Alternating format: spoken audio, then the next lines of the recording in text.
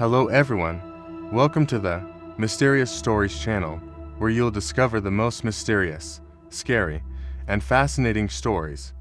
Make sure to turn up the volume and get ready for a spine-chilling experience you won't forget. Let me tell you, son, this isn't something I've ever shared lightly. My grandfather began, his eyes narrowing as the memories flooded back. The names I'll mention are made up, but the story is as real as the jungle itself. Back in '67, when I was stationed in Vietnam, we got a mission that would haunt us all. We were a small unit tasked with something that seemed simple at first: investigate the crash site of a downed A-1 Skyraider, check for any survivors, and if the pilot was dead, recover the body.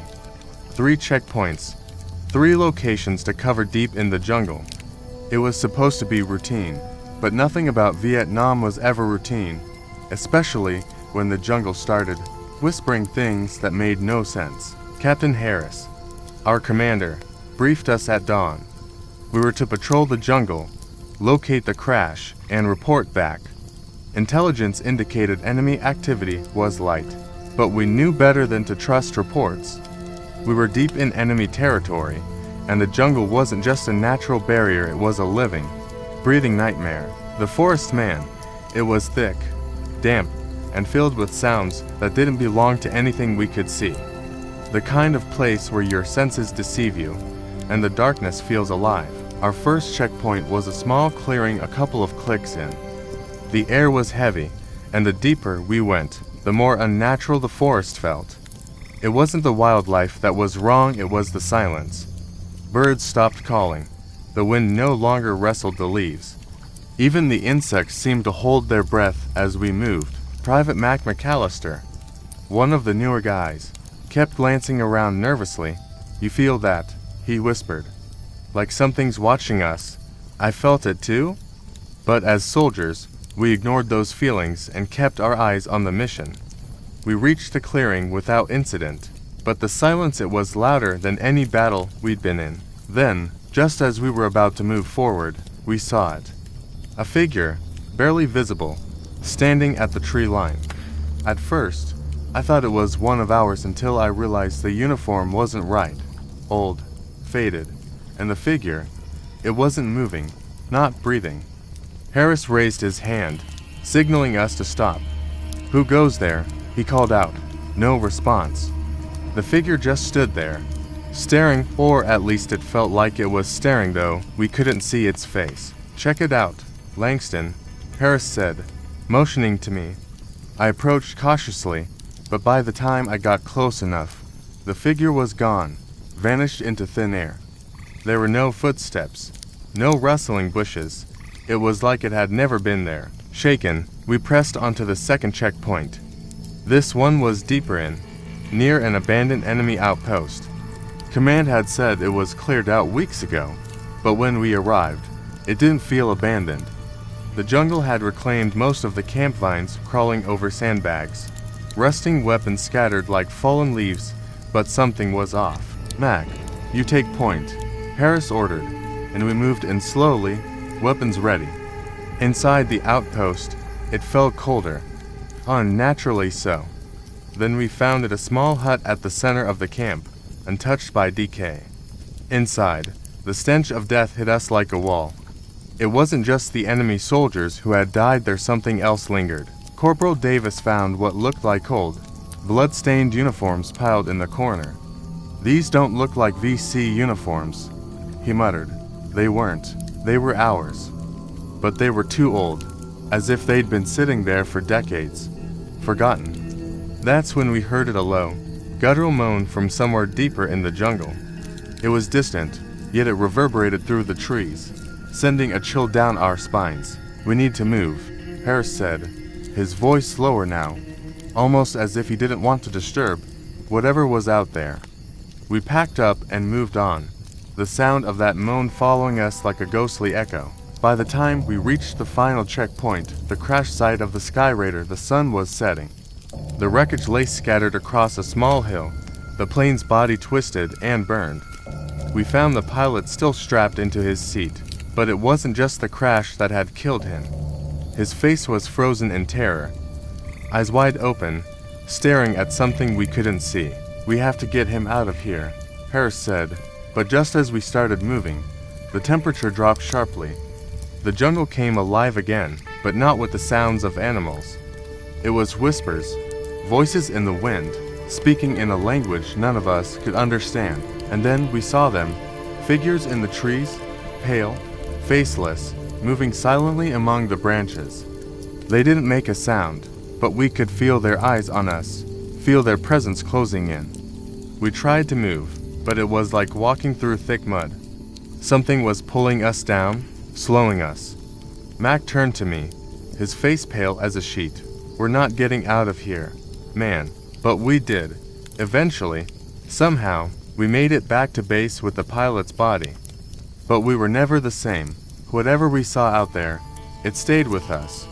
Even now, decades later, I still see those figures when I close my eyes. "You know, the jungle's a tricky thing," my grandfather continued, his voice lowering as if he was reliving every moment.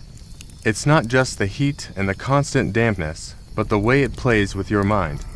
We were trained to fight men, but out there we weren't alone." After that strange encounter with the faceless figures and the haunting moan back at the abandoned outpost, we didn't have much time to process it. Captain Harris was determined to bring the body of the fallen pilot back, no matter what. But something had shifted within the unit. There was an unspoken fear that crept in, and none of us could shake it. The jungle seemed alive, not in the way a forest should be, but as if it had eyes, watching our every move. The trees whispered in languages that weren't our own, their branches reaching out like twisted arms. It felt like we were walking deeper into something ancient, something that had been there long before the war, before man ever set foot on this cursed land. Private McAllister, Mac, the youngest in our group, kept looking around nervously. "It's like the jungle's breathing," he whispered to me, his voice shaking. "Like it's waiting for something." I wanted to tell him he was just imagining things, but truth was, I felt it too.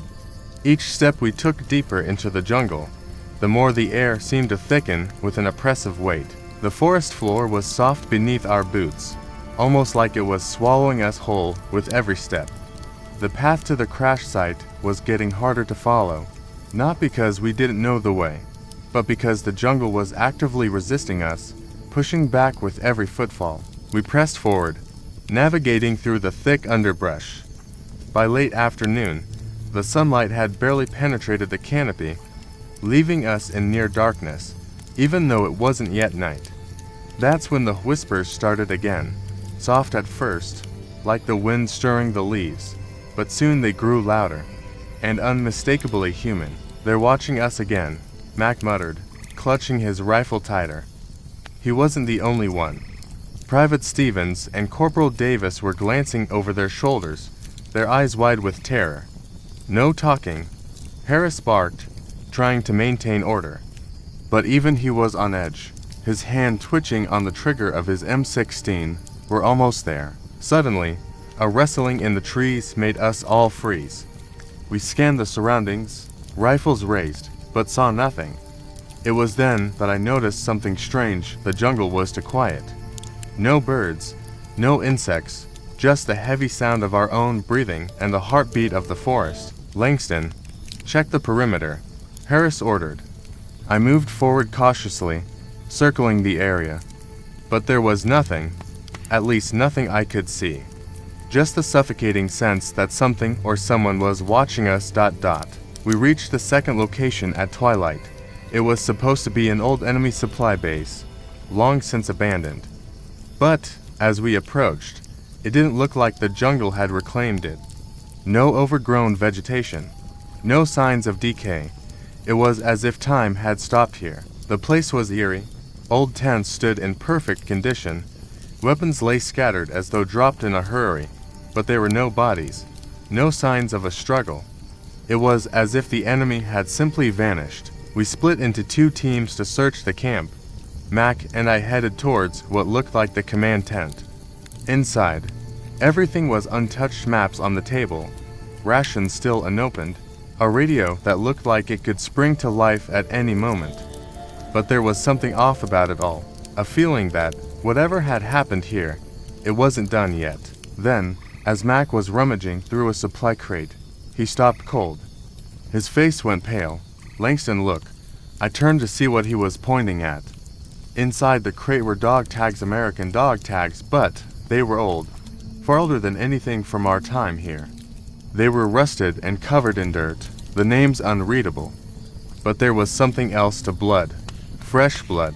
Mac, we need to get out of here, I said, my voice barely a whisper. But before we could move, the radio crackled to life. At first, it was static, but then a voice came through. It was faint, almost like a whisper. You shouldn't be here. Before we could react, the air around us grew colder, and we heard the soft crunch of footsteps outside. I raised my rifle, signaling Mac to be ready. We stepped out of the tent cautiously, only to see shadows moving through the trees. Figures, like the ones we had seen earlier, but this time there were more of them, pale, faceless, and drifting silently among the branches. The others had gathered in the center of the camp, Harris included, and they were staring at the figures too, as if hypnotized. No one spoke. No one moved. It was like we were all frozen in time. And then one of the figures stepped out of the shadows. It was close now, close enough that we could see its outline clearly. It didn't walk, it floated, moving unnaturally towards us. I could feel its eyes if it even had any boring into my skull. Langston, Mac shouted, snapping me out of my trance. We gotta move, but just as we turned to run, the figure raised an arm, pointing directly at us. A deep, echoing voice filled the air, though the figure's mouth never moved. You've seen too much. Harris ordered a retreat, and we ran, through the trees, through the darkness, and through the suffocating silence. But the whispers followed us, the figures followed us. We didn't stop until we reached a small stream, the water rushing loudly enough to drown out the voices. We regrouped, panting, our nerves shot, but we weren't safe. The figures were still out there, lurking just beyond the tree line, waiting. We're not alone in this jungle, Harris said, his voice barely above a whisper. And whatever they are, they don't want us to leave. My grandfather's voice wavered slightly as he continued, eyes distant with memory. We thought we'd escaped, he said, but you can't outrun something that's not of this world. The jungle doesn't forget, and neither do the things that roam it. After that retreat from the strange, abandoned base, the entire squad was shaken. Captain Harris called for a halt near the stream we found, hoping the water would somehow offer us some protection, but no one truly believed we were safe. There was a heaviness in the air, a sense that something had been disturbed. Corporal Davis, usually the most level-headed among us, had gone quiet. His face was pale, and his hands trembled slightly as he kept his rifle at the ready. Cap, he finally said, breaking the uneasy silence, we should head back. There's no completing this mission. That place wasn't right.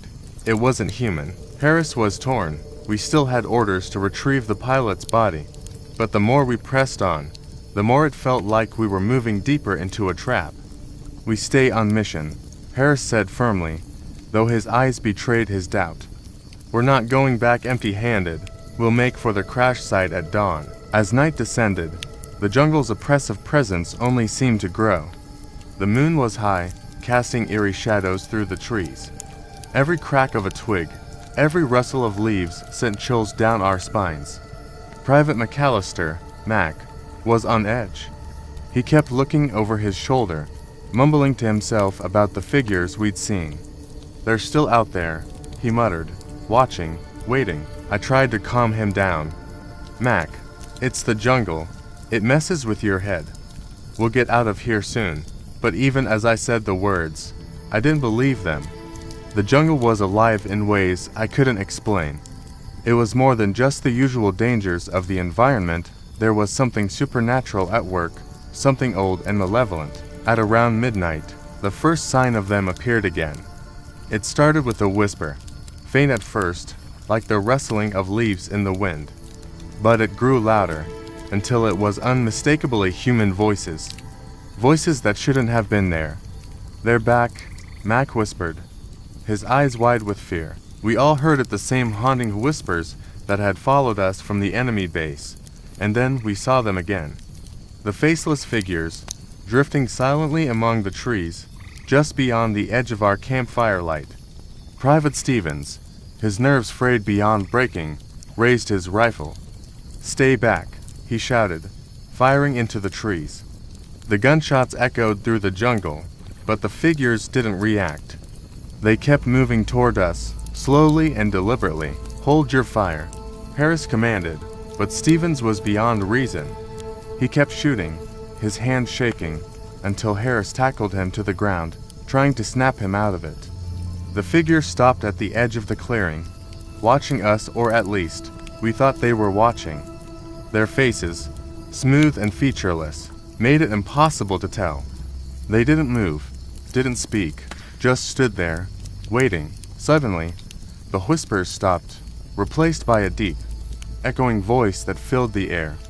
It was coming from one of the figures, though its mouth didn't move. "Why have you come here?" the voice asked, sending a chill down my spine. It wasn't a question meant for an answer. It was an accusation. We all froze, unsure of what to do.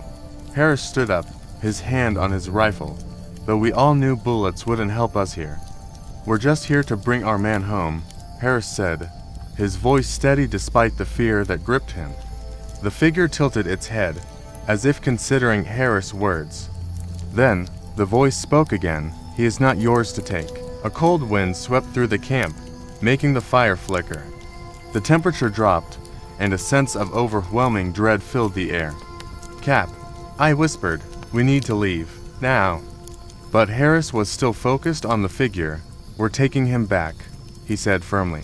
The figure raised an arm, pointing to the trees behind us. Slowly, almost as if they were being pulled by invisible strings, the other faceless figures began to move, drifting toward the jungle, leading us away. "They want us to follow," Mac whispered, his voice barely audible. "But where?" We followed them. It wasn't a choice. Something compelled us to move forward, deeper into the jungle. The figures led us in silence, their presence both guiding and threatening. The whispers had returned, though they were faint now, almost like an unsettling background hum. After what felt like hours, we finally reached the crash site. The A-1 Skyraider lay crumpled in the middle of a clearing, its wings bent and broken, the once formidable machine now a twisted wreck. But what caught our attention wasn't the plane, it was the bodies. Scattered around the crash site were the remains of soldiers, American soldiers. But they weren't recent. Their uniforms rolled, torn, and covered in dirt. Their faces were frozen in expressions of terror, eyes wide open, staring at nothing. Corporal Davis stepped forward, his face pale. These are from a different war," he whispered, kneeling down beside one of the bodies. "World War II. How is this possible?" Before anyone could answer, a low moan filled the air, coming from the wreckage. We turned as one, rifles raised, and there, standing at the edge of the crash site, was the pilot. His flight suit was torn, his face covered in blood, but his eyes were filled with a hollow, otherworldly emptiness. "You shouldn't have come here," he rasped, his voice echoing unnaturally. "None of us were meant to leave." My grandfather paused for a moment, his gaze lost in the flicker of the dim fire before him.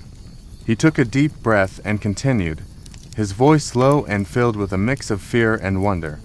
"That night in the jungle, none of us were the same after it.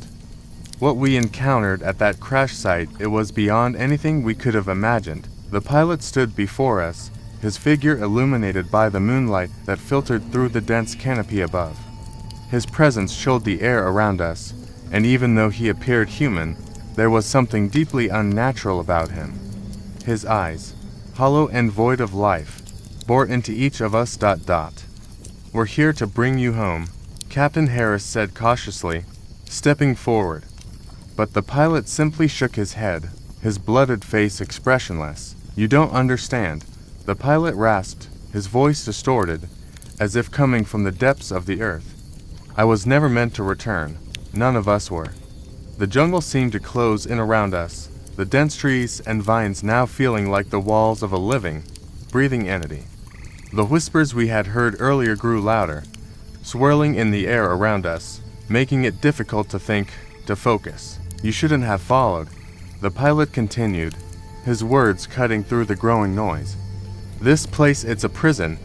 For us, for anyone who dares to enter." Private McAllister, or Mac, was trembling now, clutching his rifle tightly.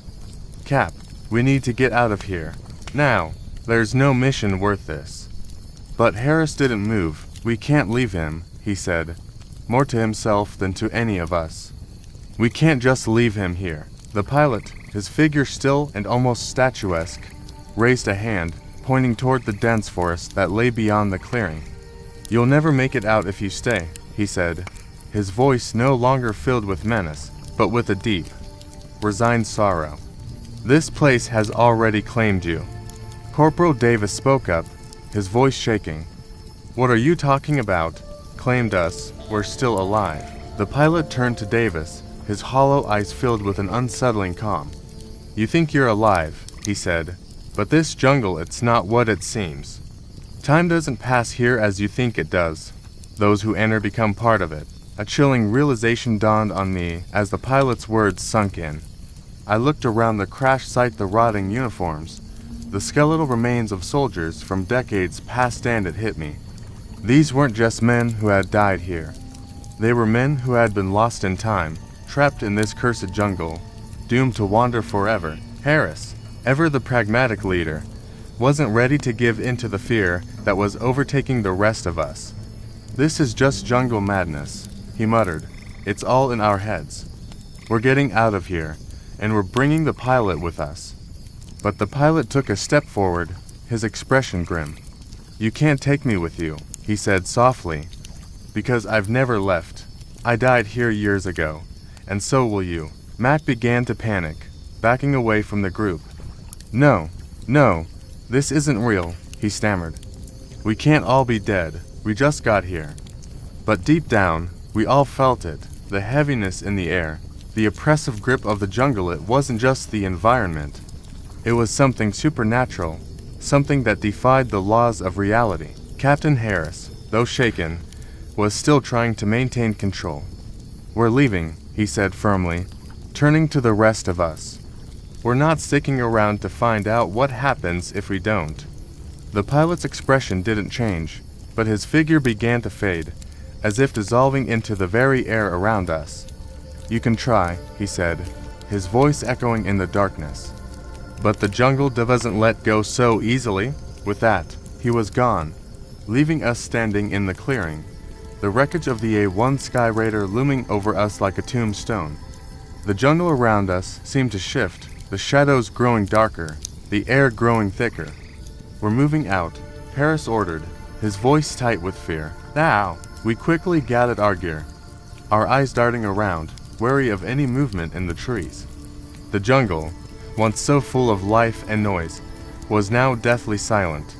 Even the insects had stopped chirping, as if they, too, were holding their breath. As we retraced our steps through the jungle, the whispers followed us. They weren't as loud as before, but they were there, always just on the edge of hearing, like a constant reminder that we weren't alone. Private Stevens, who had been quiet for most of the mission, suddenly spoke up. "I don't think we're going the right way," he said, his voice shaky. "We're following the same path we took in," Harris said, though his tone was less certain now. But Stevens was right. The jungle didn't look the same. The landmarks we had passed earlier, the stream, the rocky outcrop, were gone, replaced by an unfamiliar stretch of dense foliage. "We're lost," Mac said, his voice filled with panic. "We're trapped." The realization hit us all at once. The jungle had shifted. We weren't going to make it out. The whispers grew louder, almost mocking us now, and the faceless figures we had seen before began to appear again, darting between the trees. "They're here," Davis whispered, his eyes wide with terror. "They're watching us." We pushed on, moving faster now, our desperation growing with each step. But no matter how far we went, it felt like we were getting nowhere. The trees closed in around us, the path ahead becoming more and more difficult to see. And then, out of the darkness, came the voice of the pilot once again. "You can't leave," it echoed, carried on the wind. "None of us can." We moved quickly, pushing through the dense underbrush, the whispers all around us growing louder, more insistent. It was like the jungle itself was speaking. Its voice carried on the wind, taunting us. The pilot warned us, Private Mac whispered, his eyes wide with fear. He said we wouldn't make it out. "Shut up, Mac," Captain Harris barked, though his voice lacked its usual authority. We all knew he was scared, just like the rest of us, but what choice did we have? We couldn't stay in that clearing.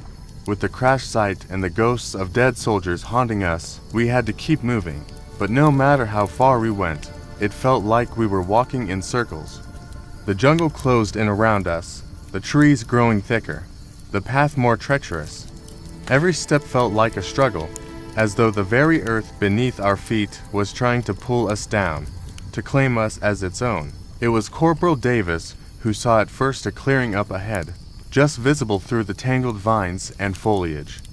"There," he shouted, his voice tinged with relief. "Maybe that's the way out." We hurried forward, the hope of escape quickening our pace. But, as we burst into the clearing, that hope quickly died. It wasn't a way out, it was another graveyard. There, in the center of the clearing, stood the wreckage of another plane, an A-1 Skyraider, just like the one we had found earlier. But this one was older. The metal rusted and corroded. The markings on its side faded with age, and lying scattered around the wreckage were bodies. Dozens of them, all in various states of decay. Some were little more than skeletons, their bones bleached white by the sun. Others were more recent, their flesh still clinging to their bones, their eyes staring sightlessly up at the sky. "This can't be real," Stevens muttered, his voice trembling.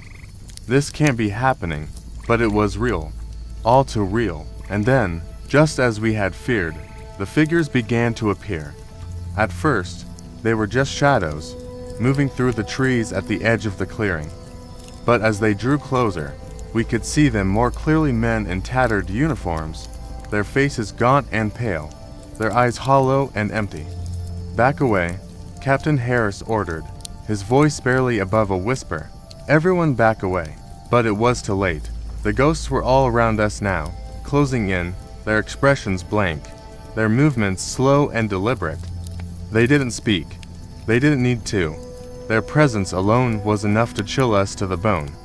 One of them, a man with half his face missing, stepped forward, his hand reaching out toward Harris.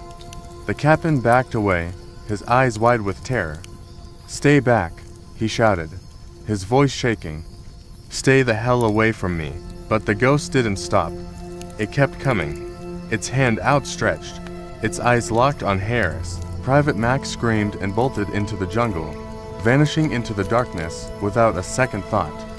The rest of us were frozen in place, too terrified to move. Harris stumbled back, his feet catching on a vine, sending him tumbling to the ground. "They don't want us here," Corporal Davis whispered, his voice barely audible. "We have to go. We have to get out of here." But there was nowhere to go. The jungle had swallowed us whole, and there was no escape. The whispers grew louder, swirling around us, mingling with the moans of the ghosts as they closed in. I don't know what came over me in that moment. Maybe it was the realization that we were doomed, that there was no way out of that cursed place. Or maybe it was just sheer desperation. But I ran. I ran as fast as I could, plunging into the jungle, my heart pounding in my chest, the branches and vines tearing at my skin. Behind me, I could hear the others following, their footsteps crashing through the underbrush, their breathing ragged and panicked. The ghosts were still behind us.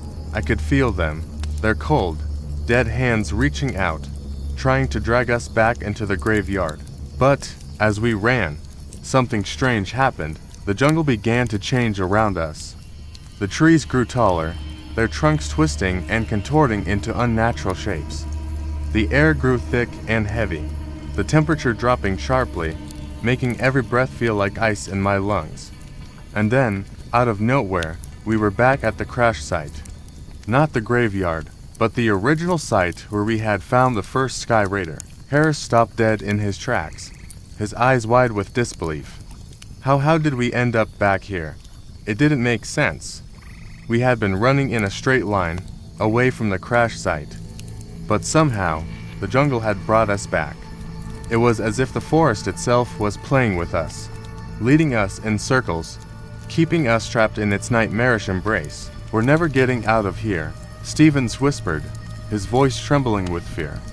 We're going to die here. But Harris wasn't ready to give up just yet. No, he said firmly, his voice hard. We're getting out. We just need to keep moving. There has to be a way out of this goddamn jungle. As we stood there, trying to figure out our next move, the air grew still. The whispers faded, replaced by an eerie silence that seemed to stretch on forever. And then, out of the darkness, we heard a voice, faint and distant, calling out from somewhere deep in the jungle. It was Mac. Help me. His voice echoed through the trees, filled with panic. Please, someone help me. Without thinking, Harris turned and ran toward the sound, his flashlight cutting through the darkness. We have to find him, he called over his shoulder. We can't leave him behind, but I hesitated. Something about the voice didn't seem right. It was Mac, but there was something off, something wrong. And then, I saw it, just beyond the crash site, in the shadows, a figure was standing. It wasn't Mac, it was the pilot, watching us with those same hollow, lifeless eyes. We need to go, I said, my voice barely above a whisper. Now, but Harris didn't listen. He kept running toward the voice, disappearing into the jungle. Captain Harris had disappeared into the darkness, chasing after Mac's voice, but something was wrong. I knew it wasn't him. My gut screamed that the voice luring Harris deeper into the jungle wasn't Mac at all. It was something far worse, something that had taken on the guise of our friend. Stevens and I exchanged a look. We can't let him go in there alone, he said, gripping his rifle tightly, though the fear was evident in his eyes. I nodded, though every fiber of my being told me to turn and run in the opposite direction. But we couldn't leave Harris, not like this. We followed the captain's fading light, the jungle seeming to grow denser with each step. The vines twisted around our legs, the air thickening with every breath we took. The whispers returned, louder now, as if the jungle itself was laughing at our futile attempts to escape. And then we saw him, Captain Harris, standing stock still in the middle of a clearing. His flashlight lay on the ground at his feet, flickering weakly. He was staring at something in the distance, his eyes wide and vacant, as though he was in a trance. Captain, Stevens shouted, but Harris didn't respond. We approached cautiously, the hair on the back of my neck standing on end. I could feel the presence all around us, the ghosts watching from the shadows, waiting. And then I saw what Harris was staring at. It was Mac, or something that looked like him. Mac stood at the edge of the clearing, his face pale, his body rigid. But his eyes, those weren't the eyes of the man we had known. They were black, hollow, like deep wells of nothingness. He raised a hand slowly, beckoning us forward. Harris, I whispered, but it was too late. Harris took a step forward, his face slack, as if he had no control over his body. Stevens grabbed his arm, trying to pull him back, but Harris jerked away violently, his eyes glazed over with a glassy, distant look. He's gone, Stevens muttered under his breath, his voice shaking. We need to get out of here. But before we could move, Mac, or whatever that thing was, began to speak. His voice was low and guttural, as if it were coming from deep within the earth. You shouldn't have come here, the thing said, its voice rasping like dead leaves. This place belongs to the dead. Suddenly, the ground beneath us began to tremble. The trees swayed violently, their branches cracking and snapping like bones breaking in the silence. The air grew thick with the stench of decay, and the whispers around us became a cacophony of screams. We stumbled backward, barely able to keep our footing as the earth itself seemed to heave and shift. And then, one by one, they began to emerge figures, pale and emaciated, rising from the ground like corpses crawling from their graves. Their eyes were hollow, their mouths hanging open in silent screams. Stevens panicked. "We have to go, now!" But there was nowhere to go. The jungle had swallowed us whole, and the dead were all around us, closing in. I grabbed Harris, shaking him violently, trying to snap him out of whatever trance he was in. "Harris, snap out of it!" But it was no use. His eyes were fixed on Mac's ghostly figure, his mind lost to the jungle's grip. In a moment of desperation, I did the only thing I could think of. I fired my rifle. The shot rang out, echoing through the trees, and for a brief moment, the jungle seemed to stop, as if holding its breath. The shot snapped Harris out of his trance, and he blinked, his eyes clearing as he looked around in confusion. What happened?" He stammered, his voice weak. "No time," I shouted, grabbing his arm and pulling him back toward the trees. "We need to move." The dead were still closing in, their movements slow but relentless. We ran, the sound of their shuffling feet and the whispers of the jungle chasing us through the darkness. It felt like we were running for hours, the jungle twisting and turning around us, leading us deeper into its heart. But eventually, the trees began to thin, the oppressive weight of the jungle lifting just slightly. We burst out into a clearing, gasping for air, the sky above us streaked with the first light of dawn. We didn't stop running until we reached the extraction point. The rest of the squad was waiting, their faces etched with concern as they saw the state we were in. "What the hell happened out there?" one of them asked, but we couldn't explain it. How could we? How could we tell them about the ghosts, about the jungle that was alive with the dead, about the things we had seen? Harris was silent, his face pale as he stared off into the distance, lost in his own thoughts. Stevens and I didn't speak either, the weight of what we had experienced pressing down on us like a heavy stone. We never talked about that night again, not with each other, not with anyone. It was like an unspoken agreement, a way to protect ourselves from the horrors we had faced. But even now, all these years later, I can still hear the whispers of the jungle. I can still see the dead, their hollow eyes watching us from the shadows. Grandfather's voice trailed off, his eyes dark with memory. "The jungle doesn't let you go," he said quietly. "It keeps a part of you." And even now, after all this time, I still feel like a part of me is lost in that cursed place. If you enjoyed today's story, don't forget to like, share, and subscribe to our channel, Mystical Tales, so you won't miss out on more eerie and thrilling tales in the future. Thanks for watching, and see you next time.